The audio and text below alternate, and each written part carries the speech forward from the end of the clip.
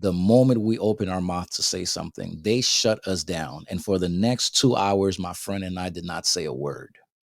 And all of the conversation was being directed and instructed by the higher ups who were telling us, dictating to us what we needed to do, how we should have done it, and making it very clear that there was no option. It was an ultimatum. You either do this or you don't get the support that you came here asking for. And there hasn't been many times in my adult life that I felt deflated. That was one of those times where, to this day, my friend and I would tell you, we both got in the car. The drive back to our homes, we did not say a word to each other.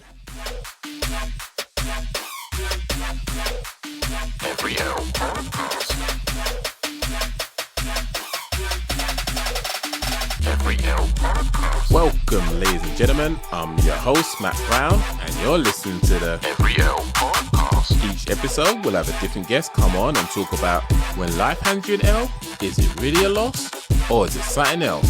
Because not every L is a loss. So sit back, relax, or do whatever you guys do to get comfortable as we get into this. Let's go.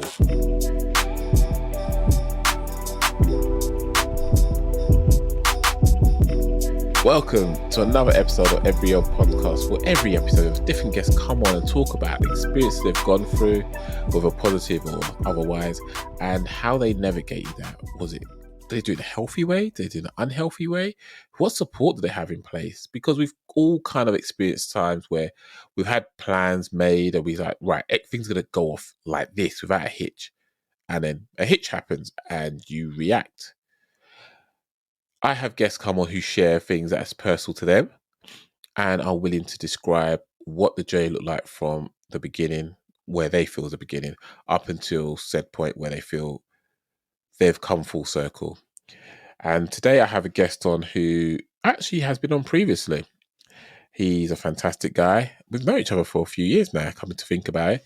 And I'm grateful for the season that we're in, where we're able to have so much in common, just get to know one another, even though we're in different parts of the world.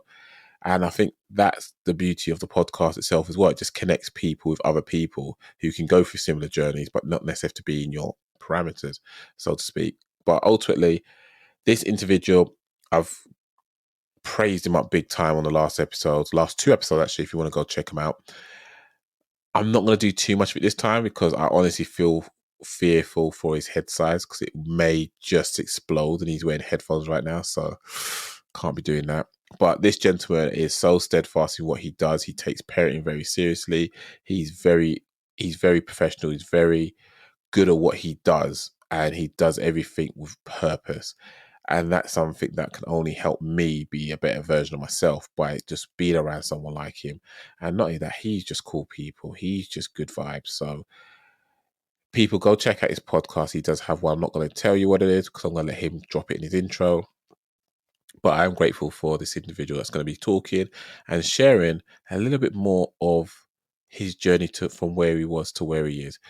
Kelly, how are you doing, sir? Please introduce yourself. What's going on, Matt? Thank you for the intro. Not much to really add. I'll just restate my name. My name is Kelly Jean-Philippe. Oh, yeah. Philadelphia, PA, across the pond in the good old US of A. I host the Welcome to Fatherhood podcast that you can find everywhere podcasts are available. And I've been doing that for the past 3 years. And just a side note, since we have that thing in common also, happy belated birthday to your twins. Oh, thank you. You were born on the same day that my oldest son was born, just 2 years later. Indeed. And happy belated birthday to him as well. Thank you. So we've got Kelly back. And as you love his lovely voice, his silky voice. So now I've got to sound a lot more deeper. Stop it.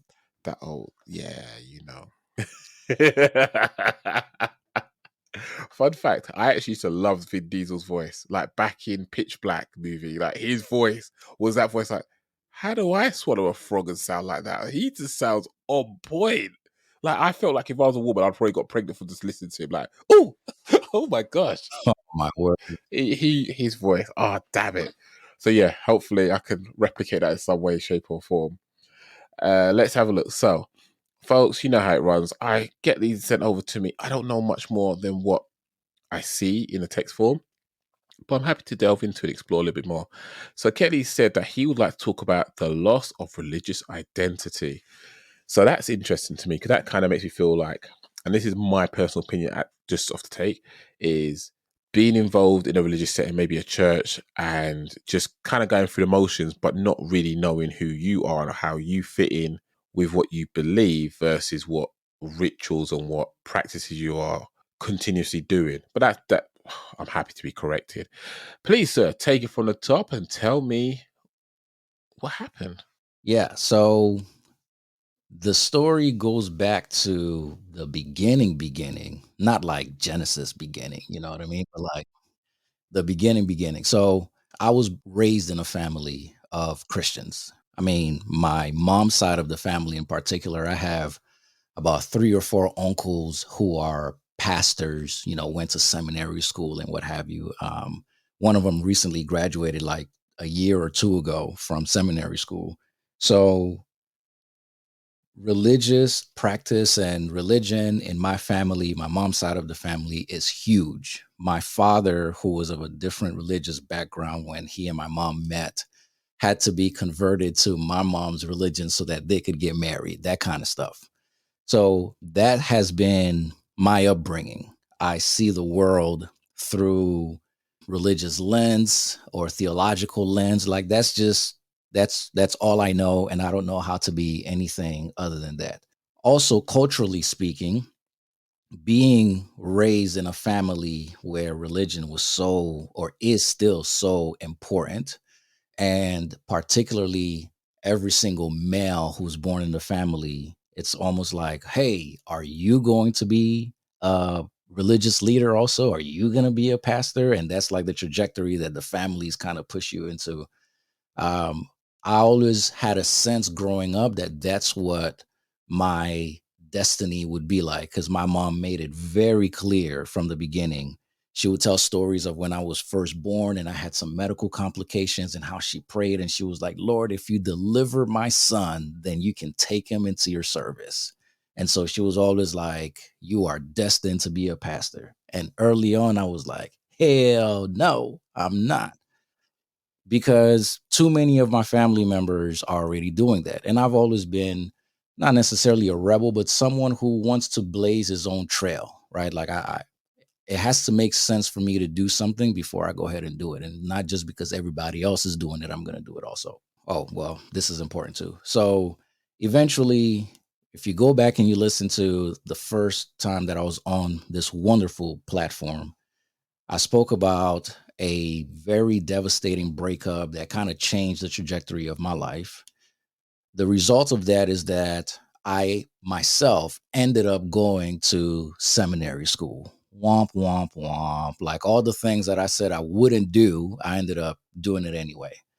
But it was very clear to me during seminary, I felt a sense of dread and dead endedness as I was sitting in a class and the professor was painting this hypothetical.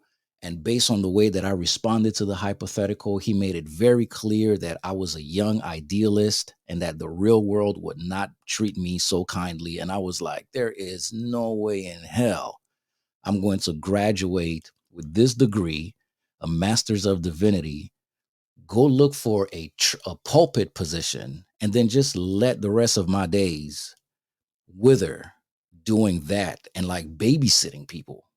To me, that was just the way that it felt. So I said, nah, I'm not doing that. Found another route, ended up in chaplaincy, which has been great for me because it fits more my personality. That being said, now that the background is established, because church is such an important part of who I am, even though I have my issues and displeasures and whatever, I'm a deep thinker. I like to think that. Uh, and one of the topics of conversations that has always interested me are theological topics, regardless of the topic. I've always wanted to be plugged in, and I've always been plugged into a church community my whole life.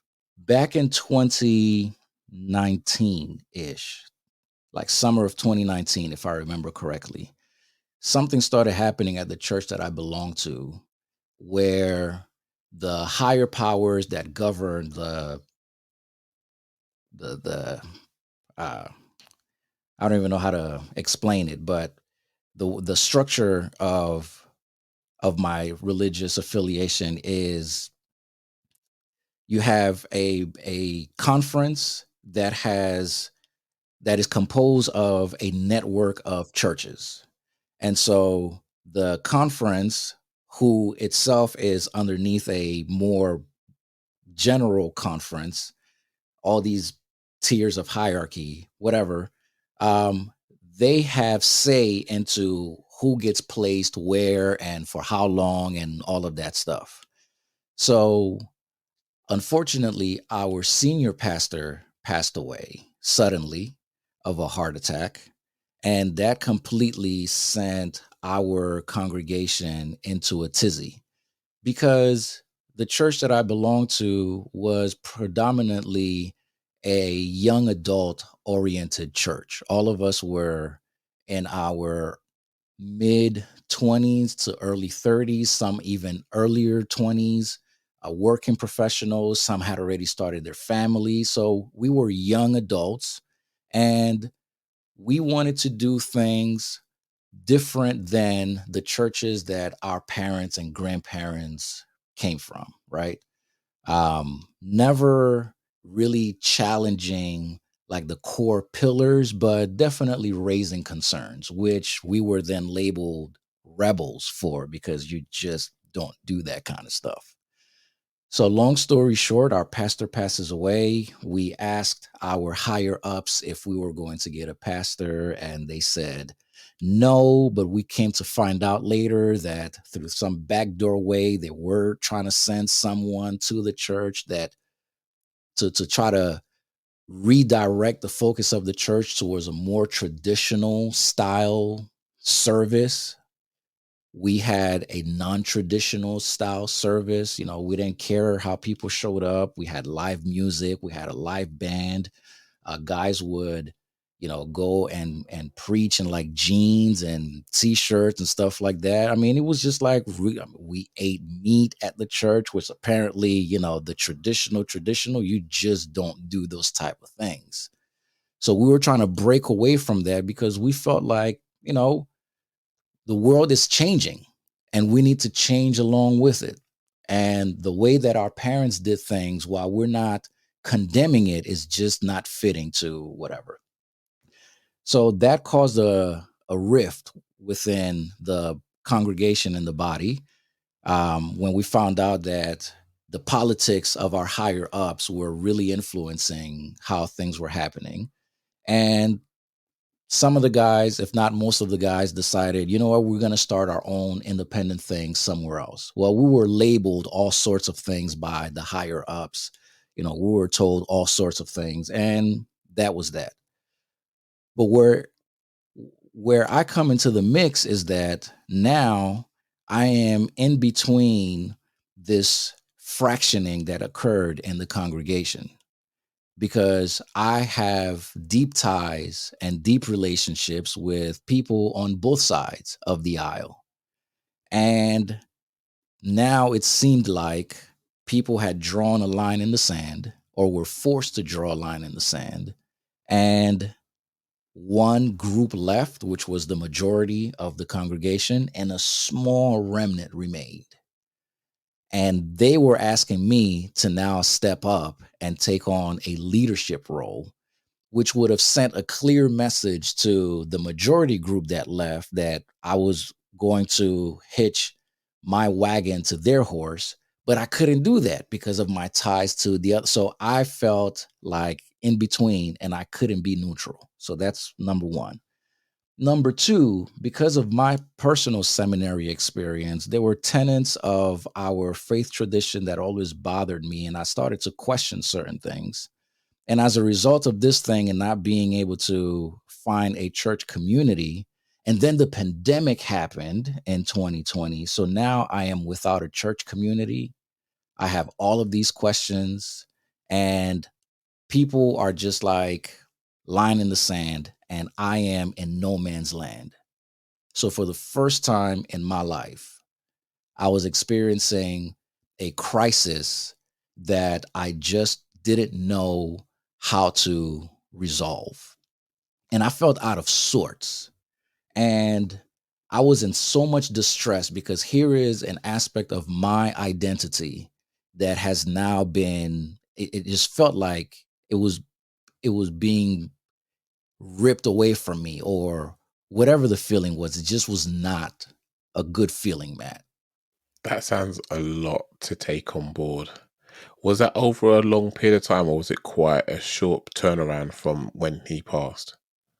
It was maybe within a year or so.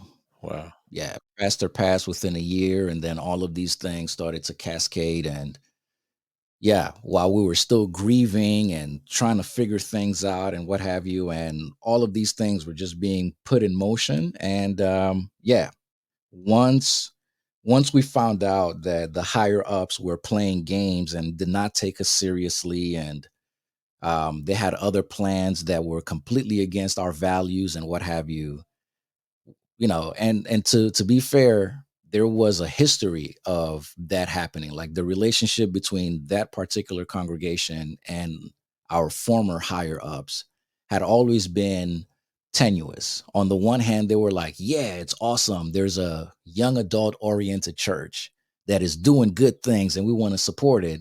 And on the other hand, it's like, well, if they don't do things our way, then we're not going to give them the support. And I was part of a conversation, a face-to-face conversation with the higher ups of that conference. Me and another friend of that same congregation, when we went to ask them to support an initiative that we wanted to start at our congregation. And they basically shut us down the moment we opened our mouth to say something. They shut us down. And for the next 2 hours, my friend and I did not say a word.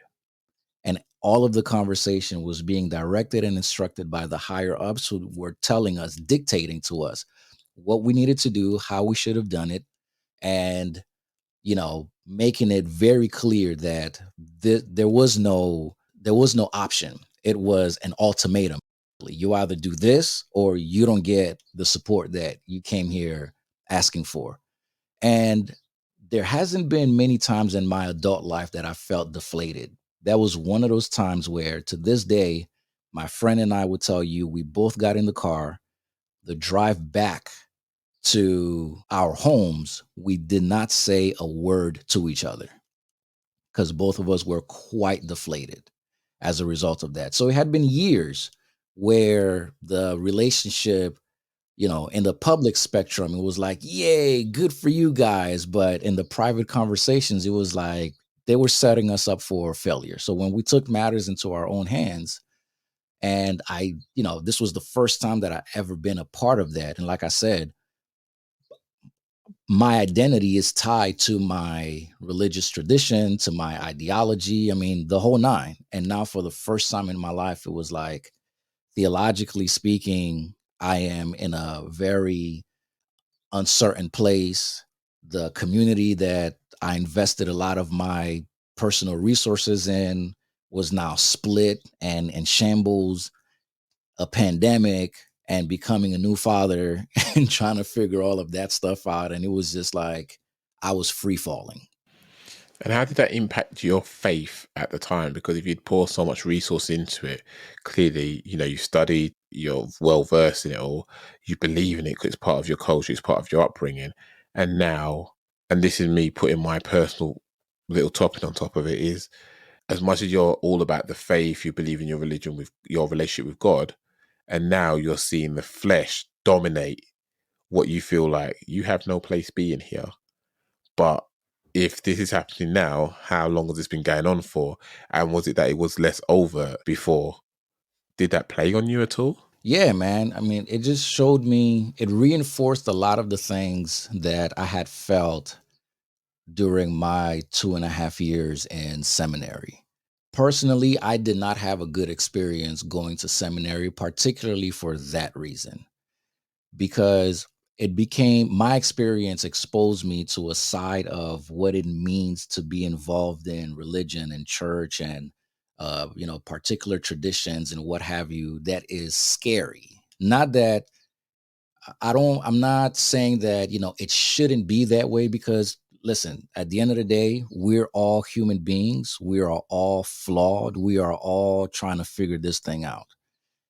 But the systems that we've created and that I was exposed to, now being in like the inner mechanisms of this thing, were frightening. And my seminary experience was one that was characterized by just absolute horror and a lot of key moments. And man, I remember one of my professors even said, we had to take this psychological test as part of our application process. And he was the one who evaluated the tests. And then he would send his recommendation to the body of, the governing body of the seminary, and would say, this person is fit for ministry. And based on the results, this person is not fit for ministry. So this person shouldn't be granted access to, or an acceptance letter to come to seminary.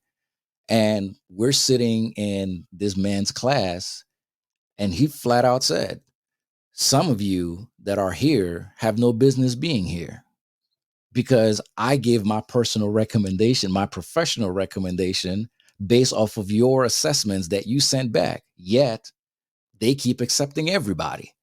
And so some of you are going to go out and do damage to people. I mean, he said that, bro. And I was like, wait a minute. So this is just like a machine that's just cranking out things. And I was horrified by that.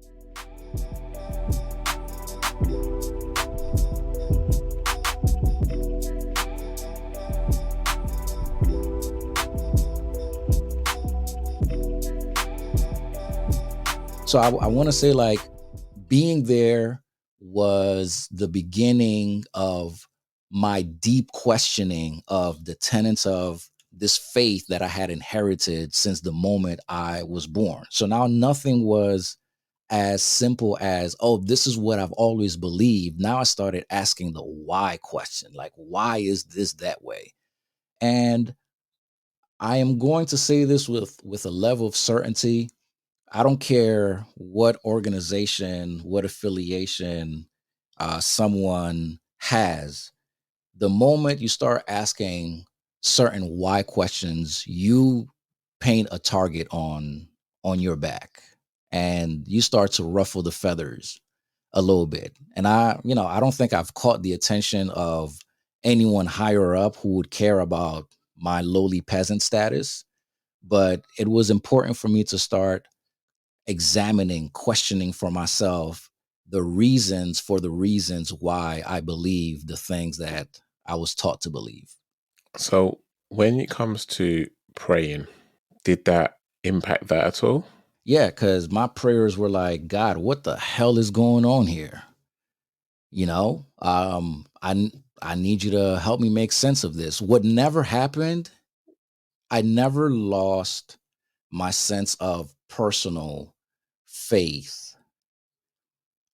I did start to lose the religious label that had always been attached to that faith. For me, it was always, this is the religious label that I have. And as a result of that, it produces this kind of faith. In that moment, I realized, no. I have my own faith, and I don't necessarily need a particular label on that faith. And that is something that within that tradition is a no.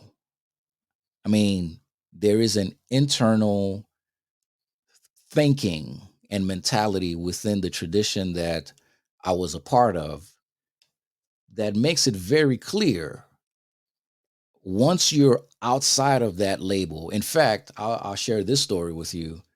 When the fraction happened in the congregation, one of the higher ups were sent to our congregation to kind of come down and lay down the law.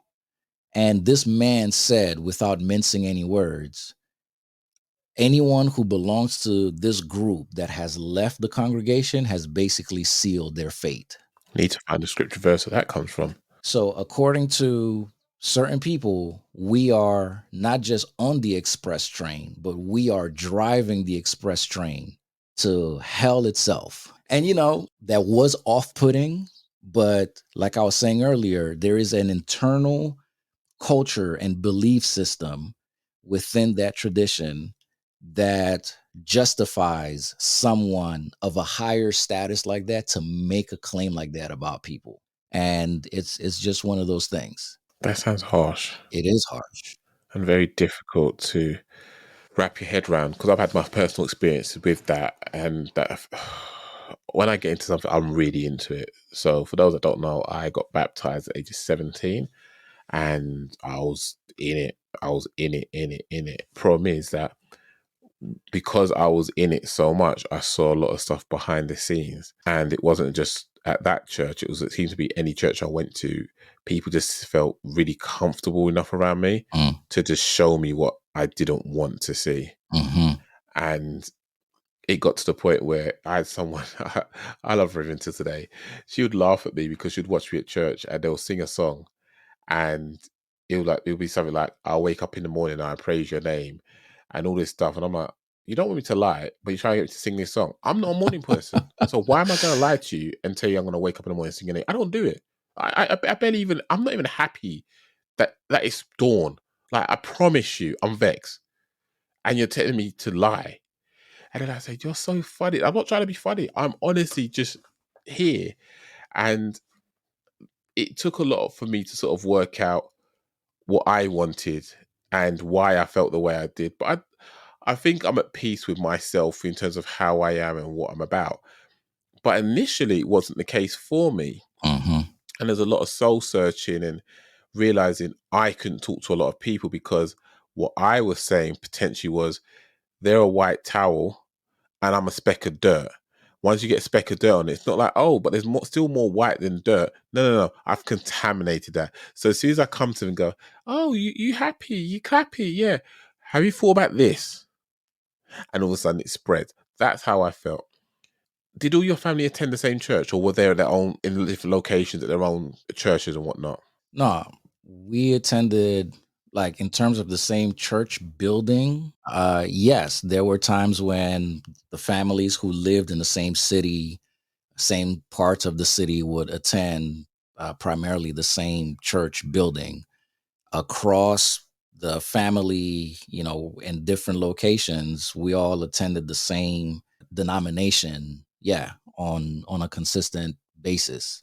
I mean, like I said, I have 4 uncles who are 2 of which are like really popular preachers within, the Haitian community of that denomination. And it's just like, my last name carries weight within the Haitian population of that denomination, right? Like, I went to the Dominican Republic in 2019, around the time that all of this was happening, to officiate a wedding for friends of mine. And we went to a Haitian church in the Dominican Republic, and one of the churchgoers there afterwards came and spoke to me to tell me that he knows my uncle because they used to be buddies back in the days in Haiti. And he's like, "Oh, are you really his nephew? Like, this person?" So it carries weight wherever I go, which is something that I absolutely do not like. Like, it makes me uncomfortable. And by virtue of my training, by virtue of my profession, for as uncomfortable as I feel with all of this, I still do have a master's of divinity, and I still do have I am a licensed minister. So, excuse me. So I do go places to participate in church and preach and do, like, I still do these things. I still do these things today in a different way now, but I still do them today. And the level of pomp and circumstance surrounding someone of my position, like the pastor, whether it's the local pastor or the visiting pastor, and how everyone sort of caters to and just like, no, pastor, cut in front of the line of the people who are as hungry as you are to go and eat. And I'm just like, nah, I'm cool. People are hungry as I'm hungry. Like, I don't need any special privilege or anything like that just because, like, no. But there's so much stuff about how people within my tradition carry out their beliefs, and it's all of those things have always bothered me. And so this crisis, and right before the pandemic in 2020, was the worst thing that could happen to me, but the best thing that could happen to me, because now I was at a neutral place. Now I didn't have a congregation that I was affiliated with. Now, since according to that conference official, I was on the express train to hell anyway. So I was like, bet, if I'm going to hell, let's just go straight to hell and figure this thing out. So now I started asking and researching all of the questions that I felt like I couldn't publicly do before. And I started looking into things. And man, I rediscovered the reason why I had always been attached to this theological line of thinking. It so I discovered this resource that has been really helpful to me. Is this organization based here in the United States, and these guys, they put out a weekly podcast talking about the Bible and reading it and context. I mean, just totally different than what I had been exposed to in seminary. So I went to 2.5 years of seminary. By listening to one podcast episode, I learned more in an hour and change than I had learned in 2.5 years of seminary.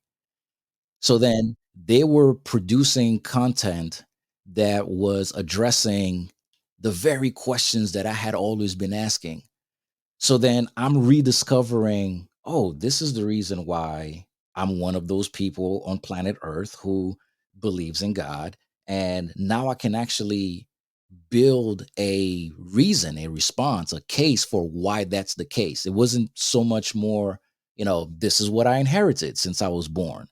And I realized that I didn't need any particular religious interpretation. And what I had started to realize is that a lot of the things that I used to preach myself as a representative of that denomination were so harmful to people.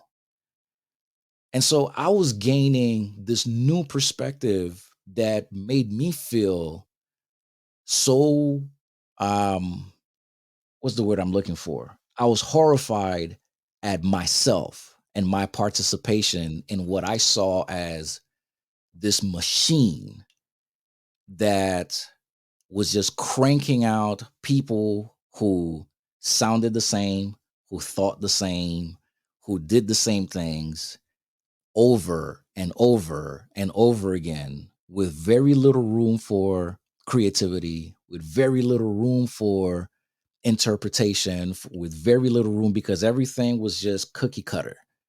And I was part of that cookie cutter. And I'm not bashing tradition, I'm not bashing rituals. Human life is lived in traditions and rituals, whether they're religious or not. So that's not the point. Anyone who says to me, "Oh, church is just a whole bunch of, or religion is just a whole bunch of rituals and religion," I'm like, okay, so you must be a zombie. And even if you are a zombie, you have your own rituals and tradition. So miss me with that one. But I started to realize that I didn't need the filter of the tradition that I had always been a part of to make me feel like I was living in a way that was honoring the faith in God that is in me. So that was like the best thing that could happen to me. Interesting. I'm going to come back to a couple of things on there, but one of them I want to ask you a question. So, with your family being that heavily involved, How did it make the conversations you had with them going forward after your experience prior to the pandemic, that is? So what's interesting is that because I graduated seminary and I did not pursue a pulpit ministry job or position, most people in my family looked condescendingly on me as a result of that. To the point that my my own mom, and I can't forget this, my own mom, in a conversation that my sister and I were having, and she was questioning something, some reference in the Bible, and she had her opinion about it. And I think she and my mom were going back and forth. And then she solicited my opinion. And I was about to open my mouth to give my opinion. And my mother said something to the effect of, wait, what is Kelly going to say to me that I don't already know? So what, he's going to tell me about the Bible now?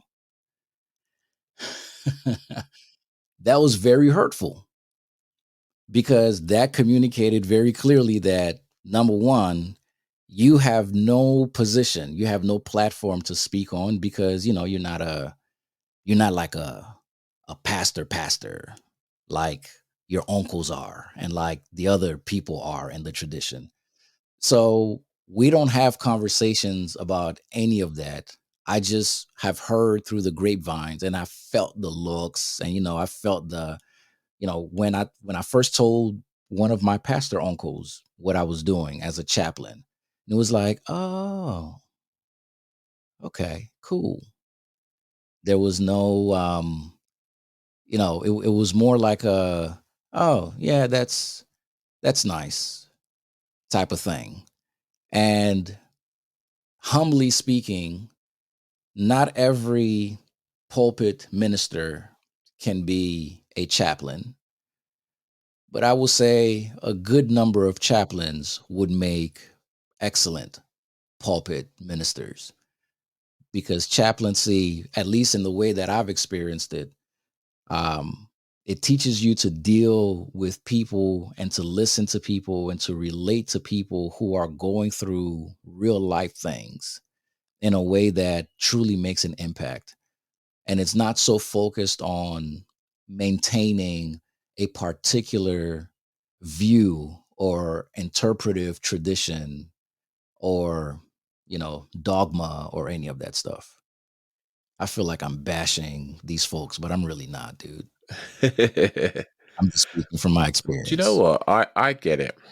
I get it. And I'm just trying to put myself in your shoes to try and understand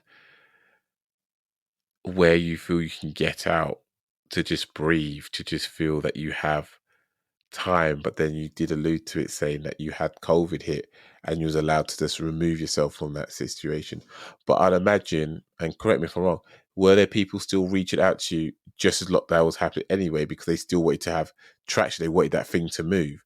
How did you navigate that space when there some people still say, yeah, let's get the momentum going? You're kind of like, peace, I'm gonna go hibernate until this thing's all done. Yeah. So after the whole split happened in the congregation, the majority found a way to set up a new setting or new setup, and then they just started doing their own thing. And no one from that side reached out to me for a while. The small minority that stayed, like I said, they wanted me to hitch my horse to their wagon or my wagon to their horse, whichever way the analogy works best, so that, I could be one of the prominent leaders of that small group at the time. And I remember attending a house meeting where they were trying to talk about how to restructure things with the current pastor that the conference had sent to right the wrongs of the congregation that was there before the split.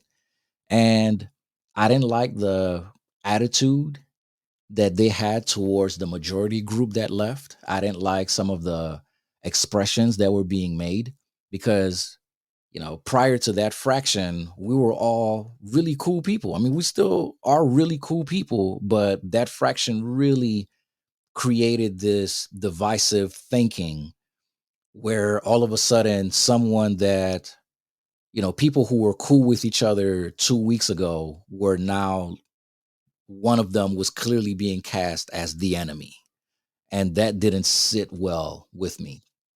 And so I remember attending that meeting, and because of the pressure that I felt being in that meeting, I agreed to take on a leadership role with the small minority. And then when I got home after that meeting, I was horrified. And I thought about it. I spoke with my wife, and then I called her and I said, or I spoke with my wife and I said, I don't think I can do this. I really don't think I can do this. So I called the people that I had said yes to, and I said to them, listen, I am so sorry, but I can't be what you guys are asking me to be because I am caught in the middle here and I don't want to favor any side. So that kind of now casted me in a position of, so whose side are you on? Are you on our side or are you on their side? And I'm like, I'm not, I'm on nobody's side. I'm not even neutral right now. I don't know what the heck I am. I just know that I'm not, I can't affiliate myself with either side because this wound was too fresh. And so I just sat home. And man, I remember just being so depressed for a little while. And I just felt like my like the people that I love and really want to hang out with, like I didn't have access to them anymore, and I felt very isolated, Matt. It was very isolating to the point that I wondered if there was any value, there was any meaning, there was any sense of any of this stuff. I just felt extremely isolated. But the breath of fresh air was finding this organization that allowed me to feel plugged in to a larger virtual community of people who were engaging this podcast and who were engaging with their material, people from all around the country, people from all around the world, people who are having and entertaining and concerned about the deep theological questions and existential questions that I had been thinking about and now was feeling more intensely as a result of all of this stuff. Like I felt plugged into people that I'd never seen before, but I knew that I was not the only one asking these sorts of questions and having these concerns. And this resource was like a breath of fresh air that helped get me through this crisis moment. Interesting, because when you mentioned about how you accepted it and then went back, you spoke to your wife, then went back to them, a scripture did come to mind. And obviously, I've never done this before, but I'm always up for something new. There is a scripture that I love, and I love the book of Proverbs. And it's from chapter 6. It says, my son, if you've put up security for your neighbor, if you've shaken hands in pledge for a stranger, you have been trapped by what you said, ensnared by the words of your mouth. So do this, my son, to free yourself. Since you have fallen into your neighbor's hands, go to the point of exhaustion and give your neighbor no rest. Allow no sleep to your eyes, no slumber to your eyelids. Free yourself like a gazelle from the hand of the hunter, like a bird from the snare of the fowler. And it just, it's not directly linked to it, but you was quick to just go and say, I know I said yes, but to just allow me to sleep, to allow me to move on, because every time I sleep, and I said that into you, that's another day still in your cage, it's still in your claws. You didn't allow that to happen. You was like, you know what? Need to hold my hands up. I said yes. Upon reflection, I have to correct myself. And you did a very valiant thing that I think a lot of us will struggle with. I'll hold my hands up. I'll struggle with that. How old did you around this time? Oh, 34, 35. Okay. So still age that some people would still struggle with to do certain stuff like that, because a lot of us are people pleasers, unfortunately, and it just seemed nice that you wasn't able to allow that's the aspect of your personality to dominate the situation by saying, "Well, I've already given my word, so I'm gonna hold fast and do it." Yeah, I mean, think about the fact that, like I said, I was born and raised in this stuff, and I went to college, and I still came back, and I was like, yeah, there's still value in this. Here I am, and at a crucial moment in my adult life, and this crisis is now happening. I mean, to me, that was just like, why couldn't this happen when I was in college? It would have been so much easier, because here I am learning all sorts of new things and rubbing elbows with all sorts of different people and lifestyles and this and that. And I'm like, oh, this is awesome. And I was still like, no, there's still value in, believing in something, and now at 30 something, I'm married, I have a child on the way, and all of this. And I'm just like, I spent thousands of dollars pursuing a degree. You know what I mean? And it's like, now this thing is happening. And it's just like, come on. So that was what added to the deep distress that I felt. Because then I felt like I was losing a part of myself. How do you feel about it now? Do you still feel that you've lost a part of yourself? I feel like I did lose that part of myself, but it was so freeing to have lost that part of myself. So, what is that part? How would you articulate it? The part of myself that had put more importance, more value to the to the label of the tradition that I belong to. Like, to make that part of my identity. There are people who take great pride in saying, or in naming, not forcefully, but like putting it out as like the most important thing, the tradition that they belong to, right? Like, I am a Catholic, for example, or I am a Pentecostal. Um, I remember one of the guests that you had on a while back, he was dating a young lady who was a Seventh-day Adventist. And I know personally that Seventh-day Adventists are people who take pride in, I am a Seventh-day Adventist. So for me, it was like that was a thing for me too. I just like, this is who I am. And to have lost all of that, to have, for as hurtful and as bizarre as that conference official's words were, that clearly drew the line in the sand. You guys cannot call yourself by the same name of the larger organization, because if you do and you have no affiliation with us, there will be legal ramifications. He said that. Damn. He said those words. In love or just There was no love there, homie. There wow. was no love there. It was a threat. It was basically a threat disguised as, this is the word of the Lord. Like, that's what happened.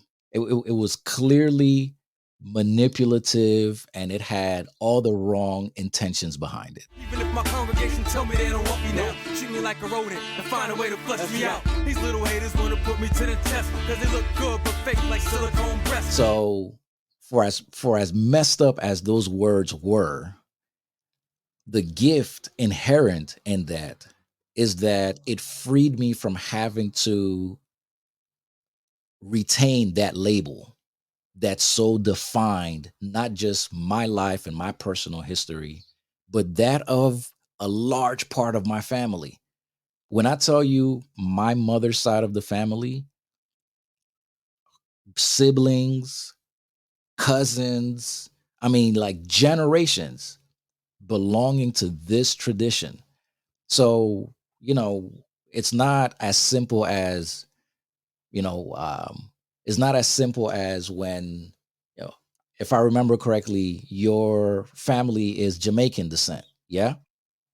So it's not as simple as, you're Jamaican and then your family migrates to the UK and then you like get naturalized and it's like, okay, I'm still Jamaican, but now I have a passport that says I am a citizen of the UK. And it doesn't necessarily feel like you've lost something as much as you're adapting to a new culture and right? This was like if you are in my family as it pertains to my family, if you are born in this family, you carry this religious label and it shapes everything about our communities, our lives, our families, and our decisions, who we can marry, who we can't marry, like all of that stuff. You marry outside of the religion, you get the side eye. You know what I mean? Like that kind of stuff. So to be able to lose that, it was like, so then who am I? And the big aha moment was I never needed that to begin with. Like that was never what made me who I am. There's so much more that makes me who I am. And that I had been putting so much value on was not necessarily valuable at all.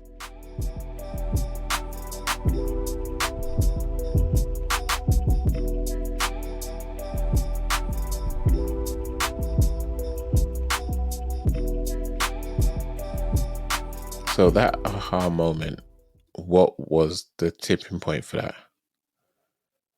Once I started to rediscover the reasons why, once I started to formulate my own reasons why I am a person of faith, once I started to understand the Bible, which is this tool that informs my faith on its own terms without any of the religious filters that I had inherited for 30 some odd years. Once I started to understand or to come to an understanding of what this whole story means, this whole story of the Bible, what role I play in it, how it informs or how it can inform how I see myself and how I see my community, how I see my neighbors, how I see how the world functions. Once I started to really dig deep into these questions that really mattered to me and the responses that I was coming to, the discoveries that I was making through, with the guidance of this organization and the resources that they produce, it was like, whoa, man, look at that. What had been lacking for me for for the majority of 30 something years, several months of a pandemic has given that to me for free. Like that was just the best thing. Sounds absolutely amazing. So to get to that point, you now feel elated, you feel free. Unfortunately, I don't want to sort of use this phrase, but it's a very popular song. The shackles were gone. You was able to sort of The dance. shackles were definitely gone. You was just living it up. I'd imagine it's like stepping outside of a dark chasm and just being able to be, I can't open my eyes, but when you can, you're marveled by how many different colors there are and how Yes. beautiful the scenery is and Yep. whatever else. Yep. The weight of judgment can be very heavy upon our shoulders and we sometimes don't even know about it. Yeah. Did you deal with any of this in an unhealthy manner? Yeah, dude. I started to get really angry retrospectively. And when I would talk to people, I started bashing the folks in the tradition that I had left behind. And to me, why is that unhealthy? because it put me in the same stratosphere, in the same category, in the same boat as what they had done to me and to the majority group that had left. Like, I didn't see any difference between me and that conference official that basically sent all of us to hell, because I was now, the one who was wagging the finger and pointing the finger and X, Y, and Z. So to me, that was unhealthy. And I needed to find a way to reconcile, all of this excitement that I had, this new perspective and understanding, without becoming the judgmental person myself. And what occurred to me is that, you know what, man, we're all trying to figure it out. We're all trying to make lemonade with the lemons that life throw our way.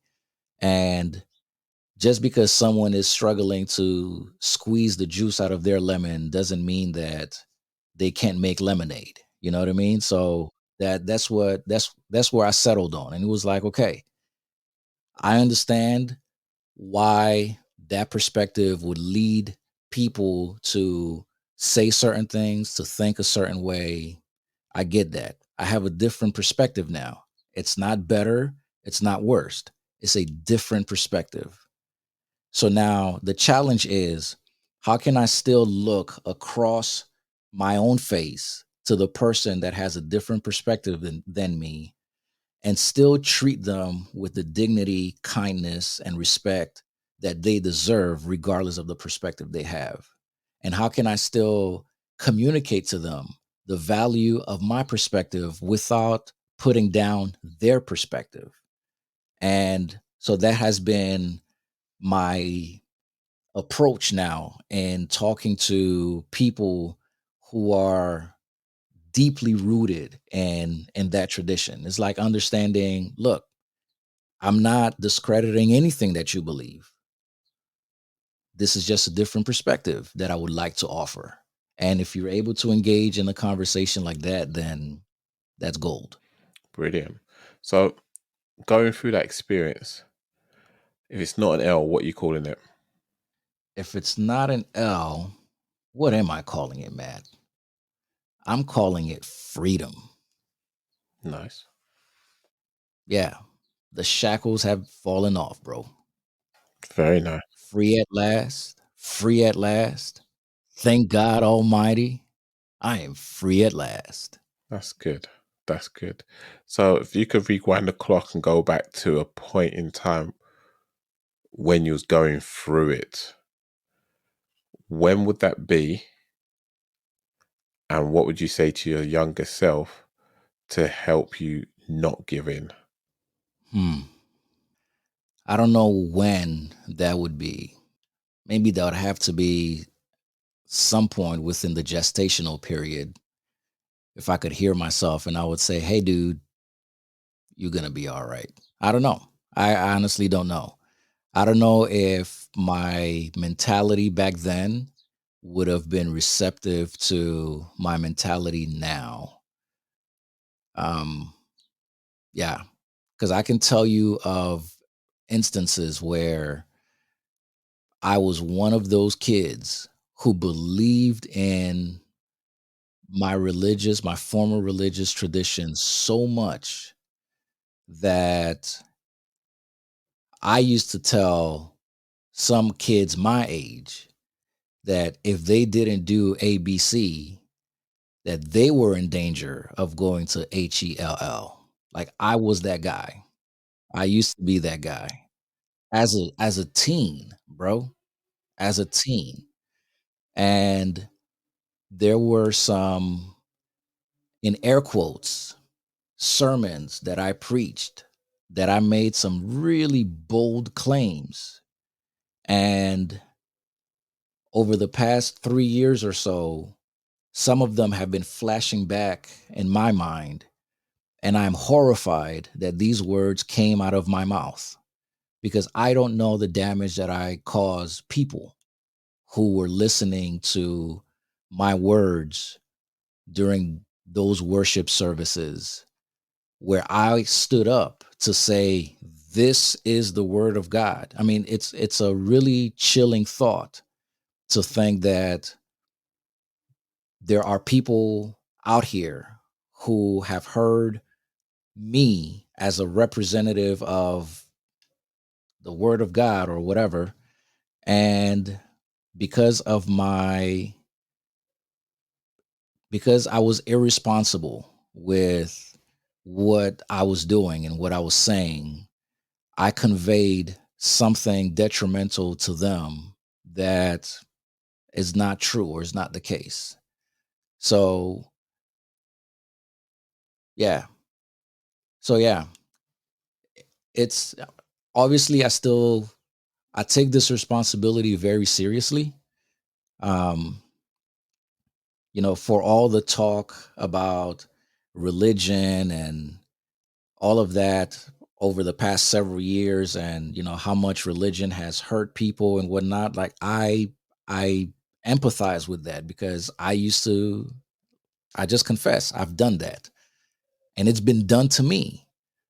um Now I remind folks that not everyone who stands up behind a pulpit whenever people worship and says, "This is the word of the Lord," and are preaching from the Bible, not everyone who says this is the word of the Lord is actually speaking the word of the Lord. And I used to be one of those people. Um, and what I try to do now within the congregation, so to close the loop, eventually I made a decision to remain as a free agent. That's how I identified myself. I remained as a free agent, but then I did end up going along with the majority that had left off. So, the ones who are on the express train to hell, like I'm driving that express train.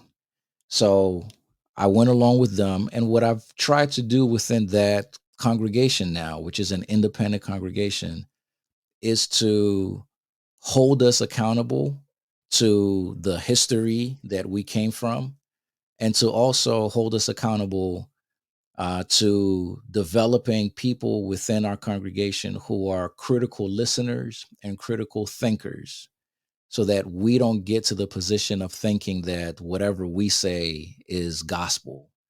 And, so yeah, just if anything, I think I'm trying to right as many of the wrongs as I could possibly recall to mind, in the way that um, I help people now navigate their own moments of spiritual crisis.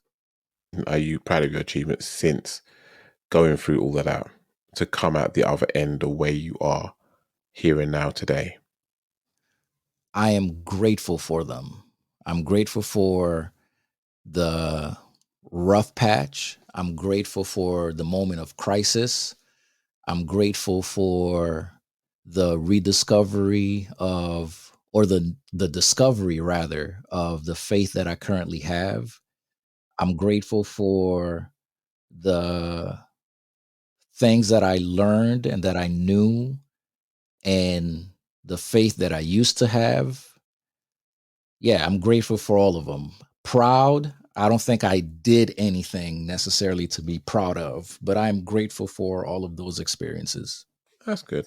I use the word proud because I think sometimes we don't feel we can muster the strength or can even see what things look like beyond right here and right now, and the all consuming feelings that you're going through.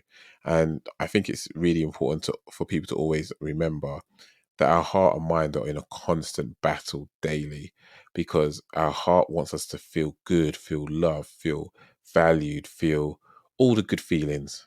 Doesn't want to be lumbered down with burdens or worries or concern. That's not what the heart's about. Heart's about just feelings, and feelings galore. The head, on the other hand, just wants to survive. Facts. By hook or by crook, I want to survive. But what about happiness? I don't care. If I can survive another day, I'm good. That's what I want. I will do it.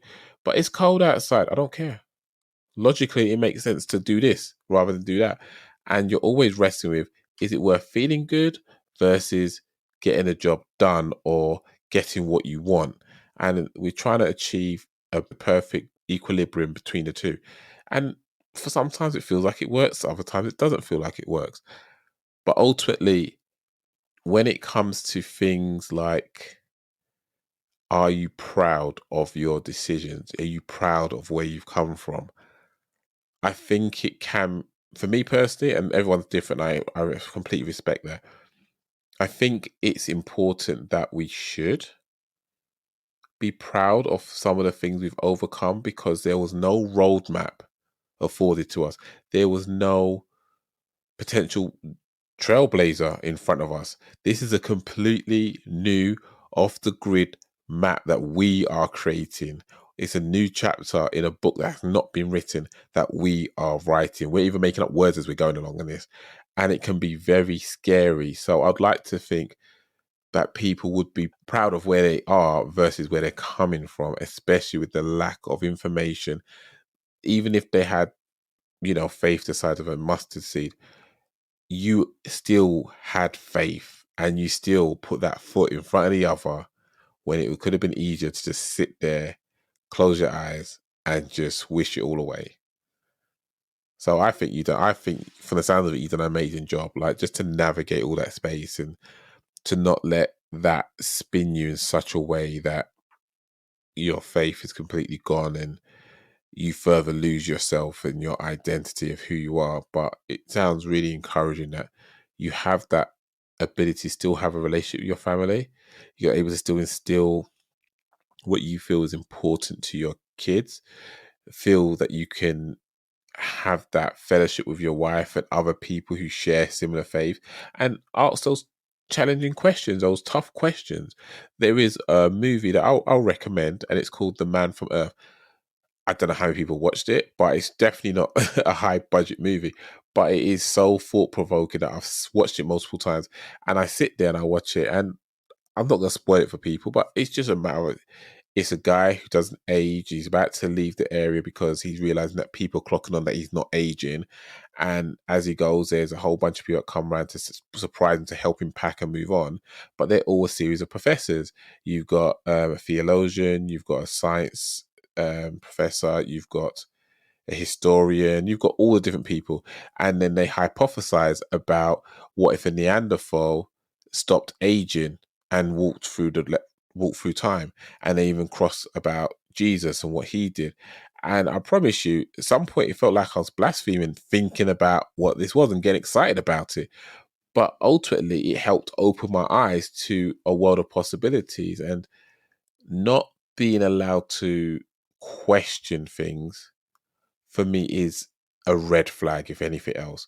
Because if you cannot question something, it means that potentially the foundation on which it was built upon is shaky at best. It, there's a reason why before products get released to the public, they go through stress tests, they get tested to make sure that in theory it's sound, in practice it's sound. Put in the hands of a toddler, it's broken. It's not fit for purpose. It's not right. And we need to challenge certain concepts and ideas. And it's not to say that it's outright wrong. It could just mean that my interpretation of it today is very much different to tomorrow, because depending on my circumstance, how I'm feeling, all sorts like that. But I absolutely love what you've shared. I love that you was open enough to say those things. And I think a lot of people, if no one else, I can relate to some of those stuff where it feels hurtful that you invested so much of yourself into something, and then it just happens to be one or a few other people that you've held in, not necessarily in high regards personally, because you didn't know them like that, but you just felt like you're in a position, that's how you run things, isn't it? You do things by the Spirit, and Right. sorry, no affiliation. You just, no love, no hugs, no best wishes, no, this is everything opposite to what you've been teaching for the longest time. What's going on? Is this just a business to you now? That's all it's been. And that can be hurtful. And that's, I guess, that goes to a phrase where never meet your heroes, because sometimes they can let you down, because what you thought of them and how you built them up in your head isn't necessarily how it is when you meet them in the flesh. So, yeah, man. Yeah. Yeah, you said something really important there that I just want to emphasize. The ability to, the freedom and ability to question, to ask questions of, that's why I said in the beginning, to understand the reason behind the reason why I believe a certain thing. Like, to me, that's where the pay dirt is.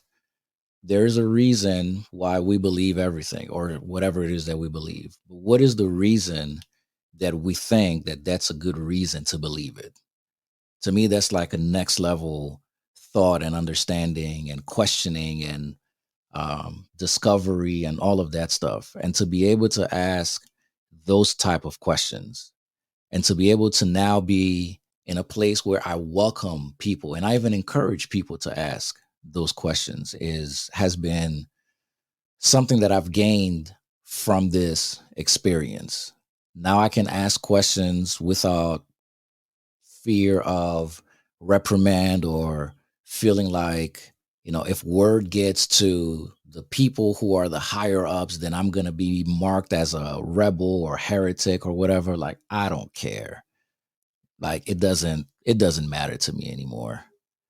So if you're not willing to question or if you're not allowed to question, then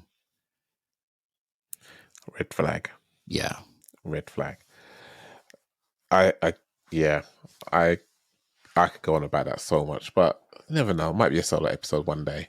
But sir, what I'll ask you to do for the next 2 minutes, please unapologetically and selfishly plug yourself, all that you got going on, where the good folks can see you and catch up with you, and if they want to engage in conversation with you as well. Absolutely. Thank you for the opportunity. So you can catch the Welcome to Fatherhood podcast anywhere that podcasts are available.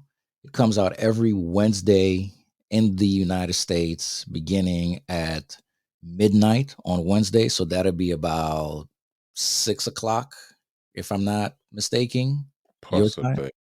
I'll take your word for Yeah, take my word it. for it. I think it's a 6 hour difference. So 6 a.m. where you're at, midnight where I'm at. On Instagram, you can find me at Welcome to Fatherhood Pod. Feel free to send me a message. You can also email me at wtfatherhoodpodcast@gmail.com Because WTF is not appropriate. because WTF is not appropriate. I did think about abbreviating the title, but I was like, nah, it got to be more professional than WTF. Um, recently on the podcast, I've been talking about my personal experience with pregnancy loss as my wife and I were growing our family. And so, any man who is wanting support or to talk to someone who has been through that and is willing to open up and talk about your experience, I'm always open to that. Um, what else? Yeah, I think that's it. We'll put it in the show notes so people can find it if they missed it. Just make sure you don't put WTF, people. You just need to put the rest of fatherhood in there. Come on now. Yeah. Fatherhood podcast at gmail.com and Welcome to Fatherhood Pod on IG. Yes, indeed. So you've third time round, you're meeting Kelly and what he's about. But I hope you guys enjoyed the conversation. It was actually really good. Yeah, really weird how a lot of it does resonate with myself, and I guess I don't share that side of myself no more. Well, not as much as I used to, just because I think I know that it can scare people off, and rightly or wrongly, it is what it is. If you like me, you like me, and certain things shouldn't matter.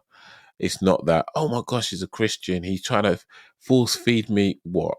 If you like me for what I was putting at before, you're going to still like me. And if you don't, and then you find out it's an issue, then that's your business. I don't begrudge you for it. Do what you got to do. I'm not going to be ashamed of what I believe in and how I feel. I'm happy to help give people hope where possible, because in a hopeless world, we need hope. Facts. So I am not ashamed, and I'm happy to keep promoting this. Yeah, I just hope that people can understand that it's so common to believe in something, in people, in a concept, in a faith organization, and to be let down from the higher ups, just selling you a dream of saying we're people orientated, or we believe in this faith, or we believe in that. And then when push comes to shove, it's something else. And that leaves you feeling aggrieved. You're grieving a loss of the idea, the future you built up in yourself, or everything you was ever told and groomed to be, and found that wasn't a reality that was going to be yours. Mm. And I guess I'll ask a question to people: if you did achieve that reality and then found that it was all fictitious, how would you then feel? Because you've built your life on shaky ground. Whereas if you found out beforehand, you kind of dodged a bullet to a certain degree. But I guess each is valid in terms of how you feel and what you go through. But I just want you to have that conversation yourself, challenge those thoughts that you feel like are, oh, I can't answer that question. Why? If you can't answer the question, that's a red flag. Oh, can I ask it? You might be dating. Oh, can I ask if he's got a girlfriend? Oh, I don't want to do that. Why? He might get upset. Why is he getting upset? You might ask a woman, do you have a boyfriend? She might get upset. Why? Can I ask my boss for a pay rise? Oh, but we're in a good relationship. Why? Because they know your worth. You know you're probably worth more money, you can go elsewhere. Don't be scared to ask questions. If people really care about you and they mess with you like that, trust me, that one question is not going to hurt the relationship. They're going to welcome it and you can build a conversation around it. But when you don't ask questions, that's when you're setting yourself up for a fall. And you deserve better than that. But Kelly's just sort of giving us a good example of how he navigated a situation. And it's so important when he did say yes and he agreed to certain situation, he just backed out and didn't back out straight away, but he went up to him and said, hey, it's not for me. And I encourage anybody and everybody that feels that way to do it. And don't necessarily let other people tell you what you're going to be in life. It's nice to have people believe in you like that, but it's your life. And you've got to deal with the consequence of each and every one of your actions, not just because someone said it that you feel you have to live it. You've heard it here before. Oh, we wanted to pray for you so you can come home with a nice wife. And I said, what if I don't want that? And I had to be strong and bold and say, no, but what if I don't want that? Because what if I don't want that? And you're putting your mouth on me saying that you want this for me and that's not what I want. You've heard people say, oh, but you should have children. But what if you have infertility issues and you cannot get pregnant easily like other people can? You're putting unnecessary pressure on me. I know it could be said with love, but have a conversation with people. It's very important so people don't feel a certain way unnecessarily. But I feel like I've said a lot. And I don't mean to. I just felt it was very valid points made across the board here in the conversation. And I hope that you guys understand that your right now, honestly, is not your forever. And nothing about a caterpillar. Tell you it's going to be a butterfly. Look after yourself. I'll catch you in the next episode. See you then.